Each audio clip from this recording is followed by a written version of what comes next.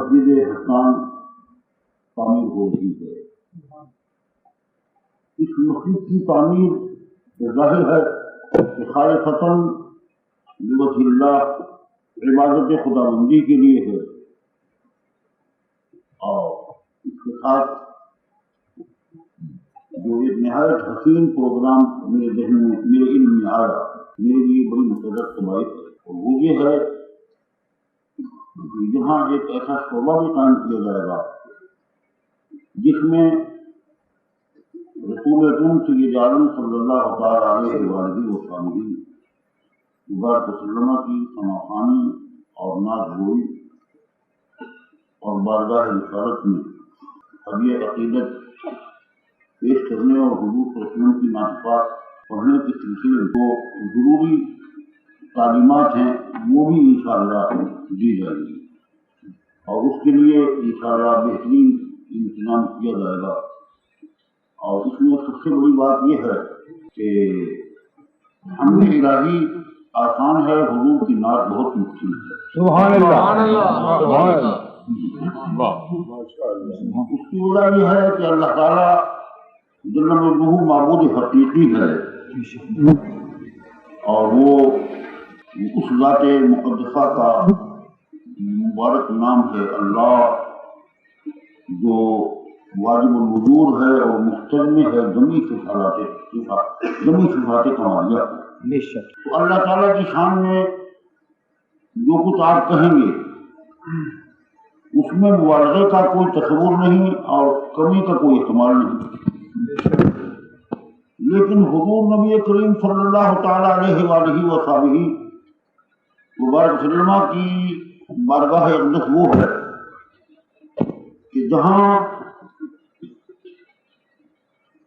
جمال معبودیت کا ظہور اتم ہے اور کمال عبدیت کے وہ مظہر اتم ہے۔ اگر حضور صلی اللہ عالم صلی اللہ تعالی علیہ وآلہ وصحبہ مبارک وسلم کی مظہریت جمال الوہیت کے مقام میں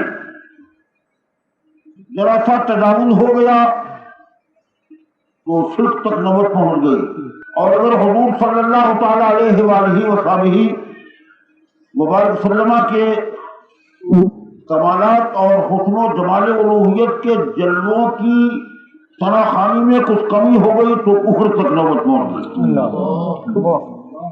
اللہ، اس لیے یہ بارگاہ بڑی نازک ہے۔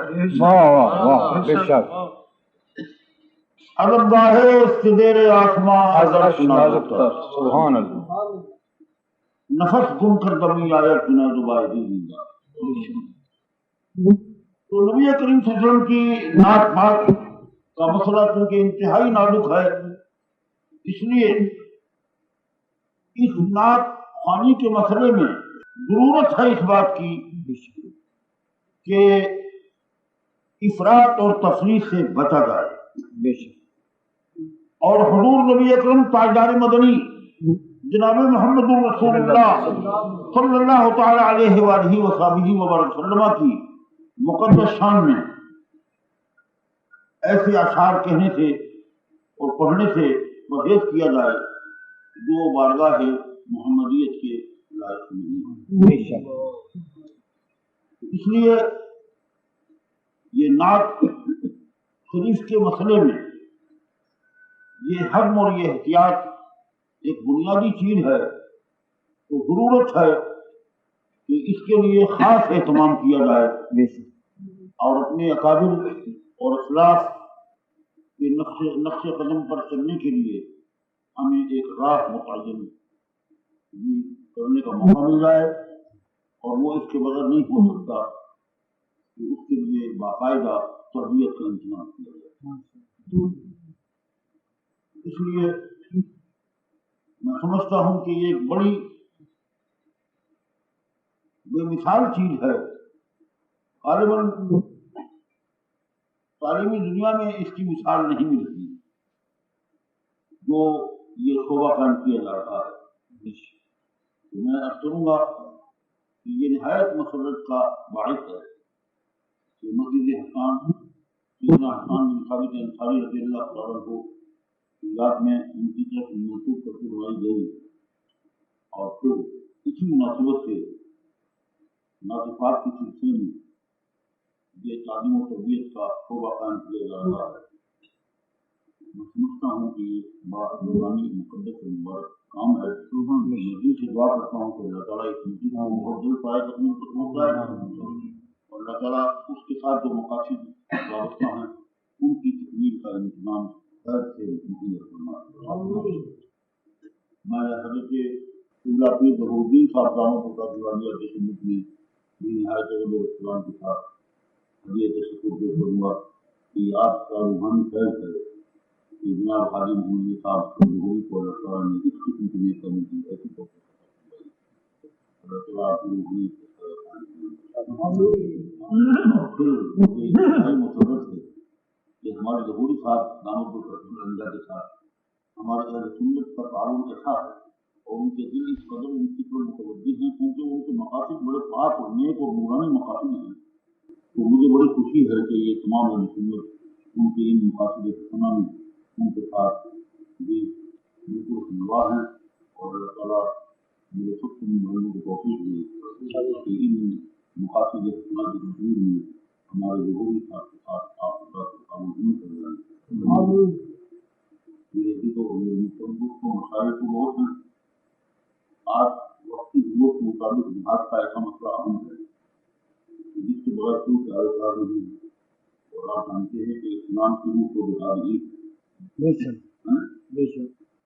اسلام کی روح جہاد ہے۔ اسلام کے معنی کیا ہے آپ جانتے ہیں؟ اسلام کے معنی الاسلام گردن جہاد بطاعت، طاعت میں گردن کو جھکا دینا، سبحان اللہ، گردن کو جھکانا یہی تو جہاد ہے۔ سبحان اللہ اور پہلا رکن کیا ہے؟ اسلام بنی الاسلام علی خمس، فرمان بنی الاسلام علی خمس: شہادت ان لا الہ الا اللہ وان محمد عبدہ ورسولہ واقام الصلاۃ وایتاء الزکاۃ وصوم رمضان وحج البیت من استطاع الیہ سبیلا۔ یہ پانچ رکن ہیں اسلام کے۔ پہلا رکن ہے کلمہ شہادت، اور کلمہ شہادت کیا ہے؟ اشہد ان لا الہ الا اللہ واشہد ان محمد عبدہ ورسولہ۔ سبحان اللہ۔ بتائیے اشہدو کی کیا معنی؟ میں گواہی دیتا ہوں، کیا گواہی دیتا ہوں؟ کہ اللہ کے سوا کوئی معبود نہیں، سبحان اللہ۔ اور میں گواہی دیتا ہوں کہ بے شک محمد صلی اللہ علیہ وسلم اللہ تعالیٰ کے حمد مقدس اور اللہ تعالیٰ کے رسول برابر ہے۔ بے شک آپ سے پوچھنا چاہتا ہوں کہ یہ جو شہادت مسلمان دیتا ہے، یہ شہادت تمام غیر مسلم اقوام کے خلاف ہے یا نہیں؟ واہ، بے شک۔ اور اس وقت سارن کی چوٹیوں سے اس کا غلغلہ بلند ہوا، اور نبی اکرم تاجدار مدنی صلی اللہ تعالیٰ علیہ وآلہ وسلم نے توحید کا جھنڈا لہرایا، اور اشہد ان لا الہ الا اللہ واشہد ان محمد عبدہ ورسولہ کی حضور نے تلقین فرمائی، اور پھر حضور ان کے ماننے والوں نے یہ کلمہ شہادت پڑھا۔ آپ سے پوچھتا ہوں کہ تمام طاغوتی طاقتیں ان کے خلاف ہوں گی نہیں ہوں؟ بے شک۔ اور وہ یہ سمجھتے تھے نہیں سمجھتے تھے کہ لات، منات، عزا، یعوق، نصر، ہبل، اسحاق، نائلہ اور ان تمام بتوں کے پجاری کبھی بھی تو خدا کی توحید کو قبول نہیں کریں گے۔ بے شک۔ اور یہ اشہد ان لا الہ الا اللہ کی جو گواہی ہے یہ ان تمام طاغوتی طاقتوں کے خلاف ہے، یہ بت پرستوں کے خلاف ہے، جاہلیت کے پرستانوں کے خلاف ہے، مشرکین عرب کے خلاف ہے، یہودیوں کے خلاف ہے، نصرانیوں کے خلاف ہے، مجوسیوں کے خلاف ہے، تمام دنیا کی غیر مسلم قوموں کے خلاف ہے۔ یہ شہادت جو اللہ کی توحید اور حضور کی رسالت کی شہادت ہے، یہ ساری دنیا کی طاغوتی طاقتوں کے خلاف ہے۔ اور جب ایک گواہی دینے والا کسی گواہی کے لیے اپنے آپ کو تیار کرتا ہے تو پہلے یہ دیکھتا ہے کہ میری یہ گواہی کسی امیر آدمی کے، کسی طاقتور آدمی کے خلاف تو نہیں ہے۔ واہ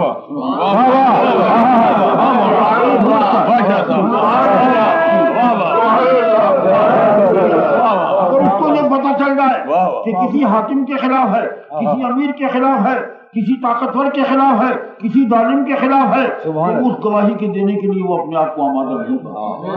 वो समझता है कि मुझे नुकसान होगा, मेरे बाल बच्चों को नुकसान होगा, मेरी इज्जत आबरू पर हाथ डाला जाएगा, मेरे माल को तबाह किया जाएगा और सब कुछ मजालिम मुझ पर ढाए जाएंगे। इस मजालिम के तस्वुर से वो उस गवाही को देने के लिए तैयार नहीं होता। ये बताओ कि जो शहादत सारी दुनिया की ताकूती ताकतों के खिलाफ हो, जब मुसलमान वो शहादत देने के लिए मैदान में निकलेगा तो किस कदर जज्बा जिहाद उसकी। जब तक कि दुनिया की सारी ताकूती ताकतों के साथ निपटने का वो जज्बा दिल में न पैदा कर ले, और जब तक ये तहिया न कर ले कि सारी ताकूती ताकतें जितनी मुसीबतें मुझ पर डालना चाहती हैं बेशक डाले, पहाड़ मुझ पर गिरा दें, हजारों तलवारों से मुझे छलनी कर दें, कुछ भी कर दें, मेरा कीमा कर दें, लेकिन जो शहादत जुबान से निकली है उसको वापस नहीं।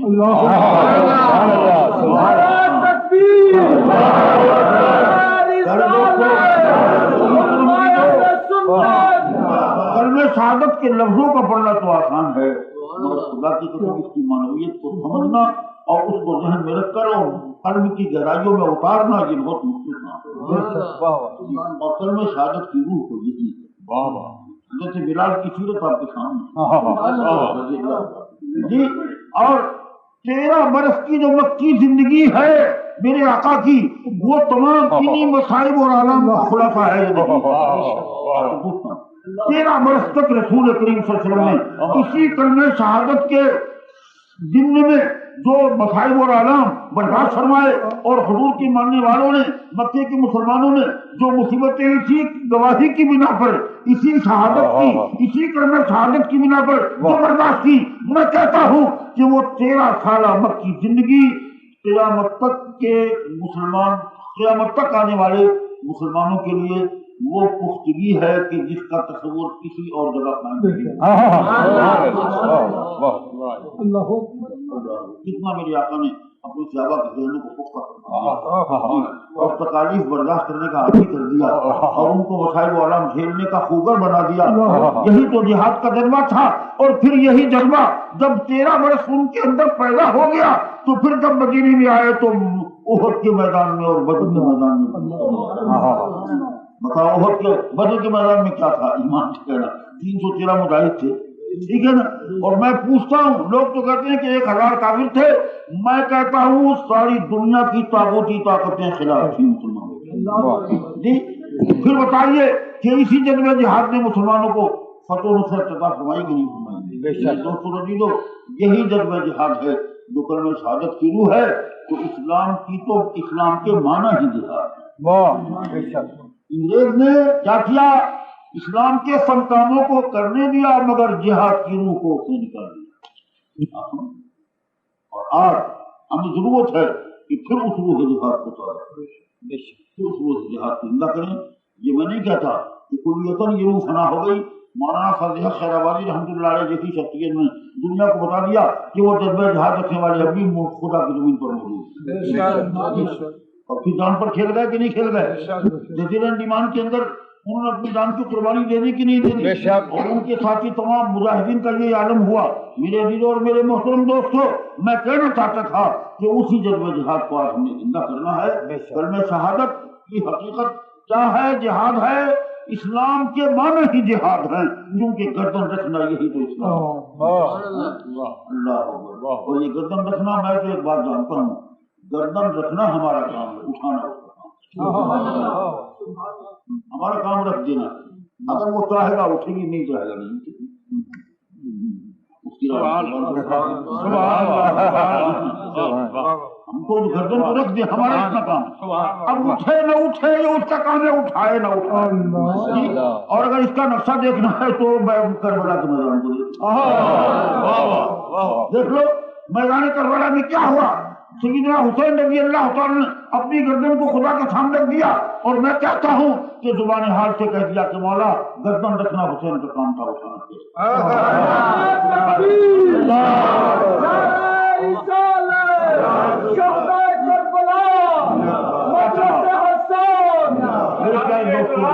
जिंदाबाद जिंदाबाद। इस्लाम की रूह जिहाद है, इस्लाम की रूह जिहाद है। नमाज क्या है? खुद अस्करी तालीम। रोजा क्या है? बताओ। तकलीफें उठाने का नाम रोजा है। بھوکا اور پیاسا رہنا، یہ جہاد کی روح ہے۔ میں پوچھتا ہوں زکوٰۃ دینا کیا ہے؟ ارے زکوٰۃ تو دینے کے وقت مال کی محبت انسان کو تو زکوٰۃ دینے سے روکتی ہے، مگر جب یہ زکوٰۃ دیتا ہے تو نفس کے ساتھ جہاد کرتا ہے، اور جو اس کو جہاد کرنا پڑتا ہے اگر اس میں کامیاب نہ ہو زکوٰۃ دے ہی نہیں سکتا۔ جہاد کیا ہے؟ یہ حج کیا ہے؟ جی یہ کیا ہے؟ حج یہ تو جہاد ہے، اس لیے کہ مجاہد کو سفر کی صورتیں برداشت کرنی پڑتی ہیں، اور تمام وہ حالات پیش آتے ہیں جو حاجیوں کو سفر حج میں پیش آیا کرتے ہیں۔ یہ روح، یہ حج کیا ہے؟ اس کی روح بھی جہاد ہے۔ تو میرے دوستوں عزیزو، میں کیا کہوں آپ سے، اسلام تو مکمل جہاد ہے، اس کے معنی ہی جہاد ہے، اور جہاد کو اسلام سے نکال لو تو اسلام کا کوئی مفہوم ملے گا۔ آج ہمیں ضرورت ہے کہ اس اسلام کی روح کو ہم لے جاتے ہیں، ہر مسلمان کے لیے جہاد پیدا ہو۔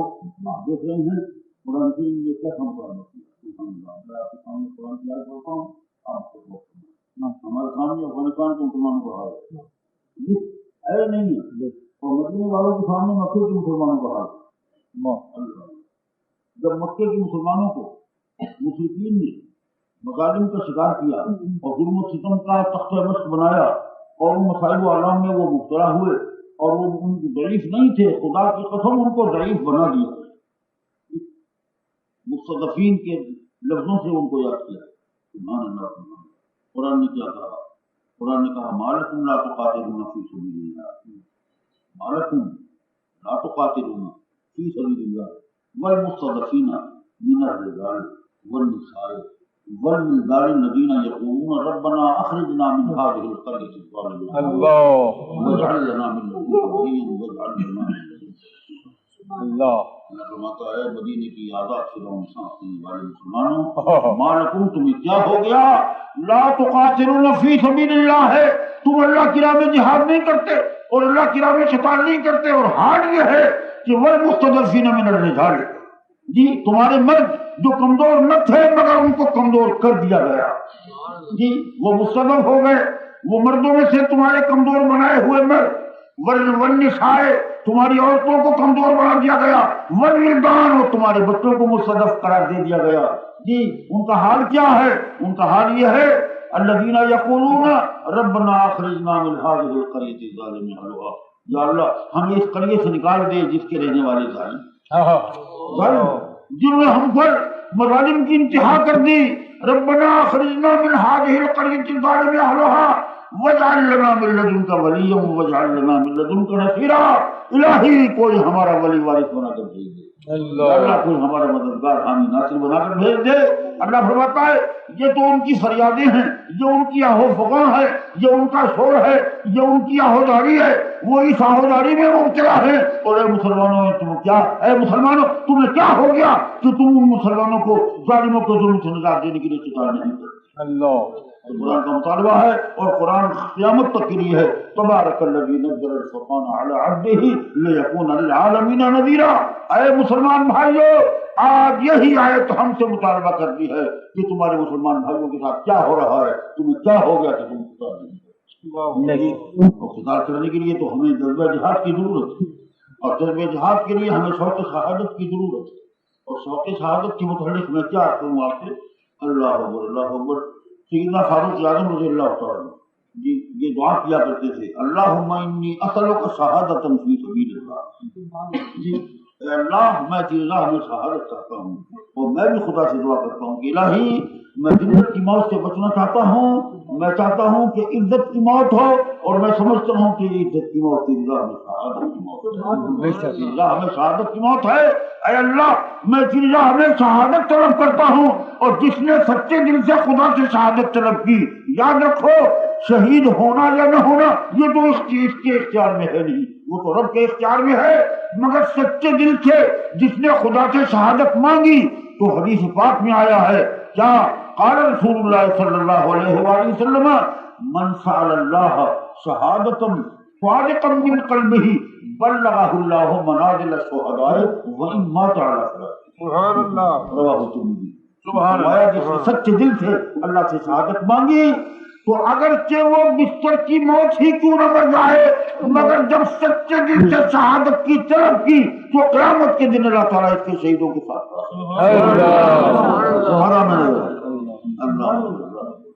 اللہ دوستو، شہادت کا جوہر تو یہی خدا کی راہ میں سر کٹانے کی تمنا ہے، یہ وہی تمنا ہے جو حضور صلی اللہ علیہ وسلم نے سب سے زیادہ فرمائی، اور قرآن نے کہا جی اللہ اکبر اللہ اللہ، یہ تو قرآن کا فرمان ہے کیا کہ واللہ یعصمک من الناس، واللہ یعصمک من الناس، اللہ نے فرمایا پیارے میں تجھے لوگوں سے بتاؤں گا، کوئی تیری جان پاک لے نہ سکے گا، میں تجھے لوگوں سے بتاؤں گا جی۔ لیکن سرکار کا کیا حال تھا؟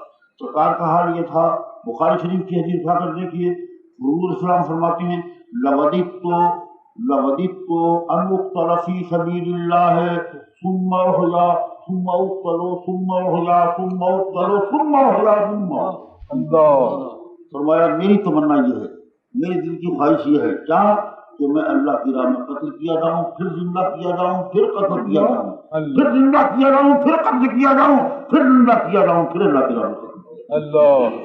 اللہ یہی ہے جو دوستو عزیزو، میرے عزیزو، میرے پیارے بھائیوں، آج سے زیادہ پہلے کبھی اس قدر ہمارے اتحاد اور استحکام اور ہمارے توافق اور ہمارے اس احترام کی ضرورت نہ تھی جس قدر کے آج ہم کو ضرورت ہے، اور ان سب کی بنیاد ہمارے اندر جذب جہاد اور شوق و شہادت ہے۔ اور ایک حدیث آپ کو سنا دوں، رسول اللہ صلی اللہ علیہ وسلم نے ایک بات فرمائی ہے، وہ حدیث ابو داؤد میں بھی ہے، ترمذی میں، حضرت ابو ہریرہ رضی اللہ عنہ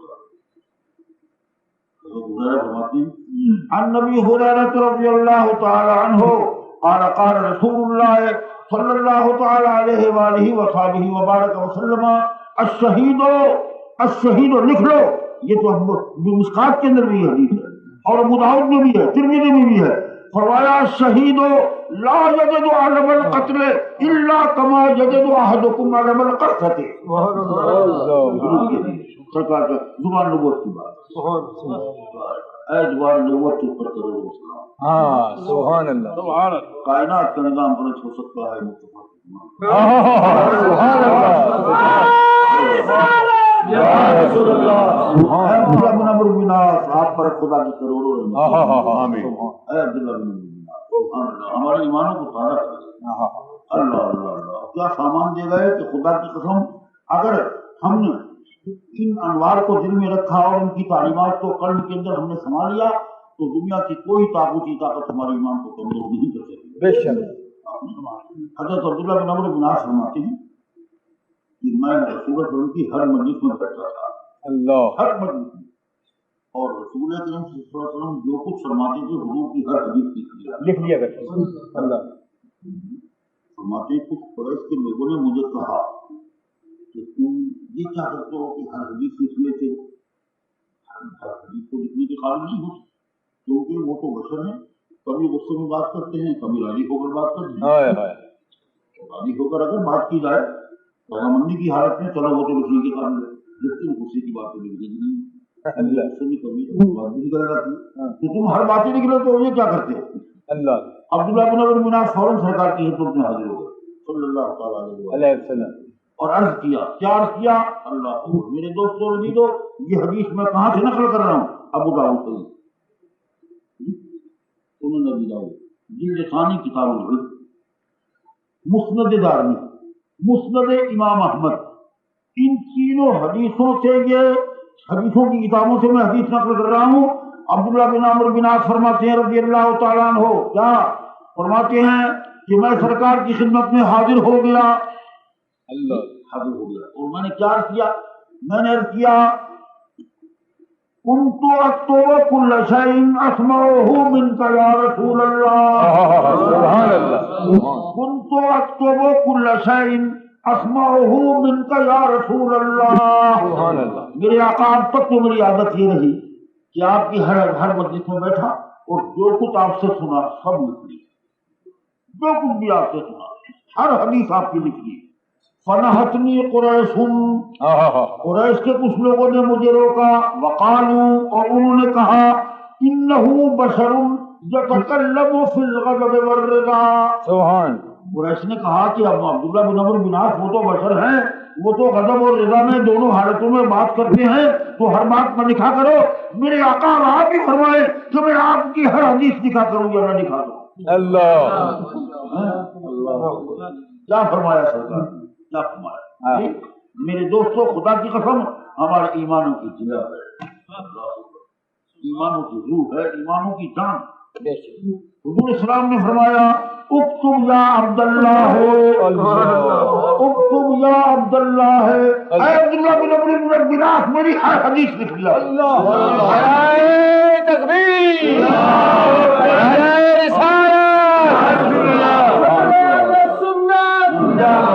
اکتب یا عبداللہ، اے عبداللہ بن عمرو بن عاص میری ہر حدیث لکھ لیا کر. کیوں؟ فرمایا فوالذی نفسی بیدہ، فوالذی نفسی بیدہ ما یخرج منہ اللہ حق واشار الی فمہ. فرمایا جس ذات پاک کے قبضہ قدرت میں مجھ محمد رسول اللہ کی جان پاک ہے، میں اس خدا کی قسم کھا کر کہتا ہوں کہ اس دہن پاک سے حق کے سوا کچھ نہیں.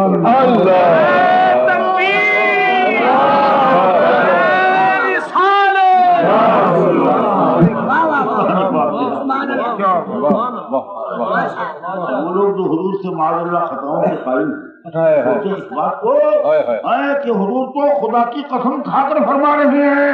اور ایک شریف آدمی قسم کھا کر کوئی بات کرے تو لوگ کہتے ہیں بھائی شریف آدمی قسم کھا رہا ہے، بات مان لو. ارے جس کو رسول کی قسم پر اعتبار نہ ہو پھر کیا کرو. حضور نے قسم کھا کر فرمایا فوالذی نفسی بیدہ. ایک نقطہ ہے اس حدیث میں اہل علم کے لیے، اور عبداللہ بن عمرو بن عاص نے قریش کی پوری بات نقل کی حضور کے سامنے، پوری بات، اور وہ الفاظ حدیث میں موجود ہیں. انہوں نے کہا کہ فنہتنی قریش، میرے آقا قریش نے مجھے روکا. وقالوا، اور انہوں نے کہا، کیا کہا؟ مقولہ ہے، قالوا کا مقولہ ہے. انہ بشر، رسول تو بشر ہے، رسول بشر ہے. یتکلم فی الغضب والرضا، غصے میں بھی بات کرتے ہیں، راضی ہو کر بات کرتے ہیں. جی لہذا تم غصے کی بات نہ لکھو، ٹھیک ہے نا؟ غصے کی بات نہ لکھو، ہر بات نہ لکھو. وہی بات دیکھو تو راضی ہونے کی حالت میں کریں، غصے کی حالت کی بات نہ لکھو، کیونکہ غصے میں تو غلطی ہو جاتی ہے. تو جب پوری بات سرکار کی بارگاہ میں کی تو حضور اسلام نے یہ نہیں فرمایا کہ میں بشر نہیں ہوں، اللہ، اور یہ بھی نہیں فرمایا کہ میں غصے اور راضی ہو کر بات نہیں کرتا، یہ بھی نہیں فرمایا. گل ہے، نہ غصے کی نفی فرمائی، نہ راضی ہونے میں بات کرنے کی نفی فرمائی، نہ بشر ہونے کی نفی فرمائی. نفی کیا فرمائی؟ سوچنے کی بات. یہ نقطہ ہے، غور کرنے کے قابل ہے. سرکار نے فرمایا کہ تم تو یہ کہتے ہو کہ انہو بشر، وہ بشر ہیں، اور وہ غصے کی حالت میں بھی بات کرتے ہیں، اور تمہارا مطلب یہ ہے کہ بشر سے غصے کی حالت میں غلطی ہو جاتی ہے، لہذا غصے والی بات نہ لکھا کرو. تو حضور اسلام نے اس نقطے کو لے کر فرمایا کہ خدا کی قسم اس زبان پاک سے حق کے سوا کچھ ادا نہیں ہوتا. کیا مطلب؟ مطلب یہ ہے کہ میں بشر تو ضرور ہوں مگر بشریت کی عیب سے پاک. اللہ سبحان اللہ.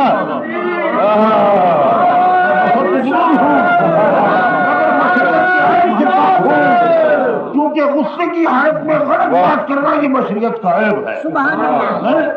غصے کی حالت میں غلط بات کرنا تو لکھنے کے قابل نہ ہو، یہ عیب ہے. فرمایا میں بشر ہونے کا انکار نہیں کرتا مگر بشریت کے عیب کا انکار. سبحان اللہ، سبحان اللہ. کیوں نہ ہو جبکہ خود سرکار کے سامنے اسلام بن ثابت انصاری ہوتے ہیں. اللہ اللہ اللہ لواز واسم من کلم ترقت عین بعد مر من کلم تلد النساء. میرے آقا آپ جیسا حسین تو کسی آنکھ نے دیکھا نہیں، آپ جیسا حسین کسی آنکھ نے دیکھا ہی نہیں، اور آپ جیسا جمیل تو کسی ماں نے سنا نہیں. اور عرض کرتے خلقت مبرئا من کل عیب. خلقت مبررا من كل عيب كأنك قد خلقت كما تشاء. سرکار آپ تو ہر عیب سے پاک ہو کر پیدا ہوئے ہیں. گویا ایسا معلوم ہوتا ہے کہ سرکار گویا آپ تو اپنے حضور منشا پیدا ہو. اللہ اکبر. میرے دوستو افنا اور اجملہ کی کیا معنی بیان کروں میں کیا کہوں. اگر یہ معنی پوچھتے ہو تو حضرت صدیقہ سے پوچھو رضی اللہ تعالیٰ ام المومنین سے پوچھو. وہ ام المومنین جن کی عظمتوں پر تمام جہان کی ماؤں کی عظمتیں ہماری سب ماؤں کی عظمتیں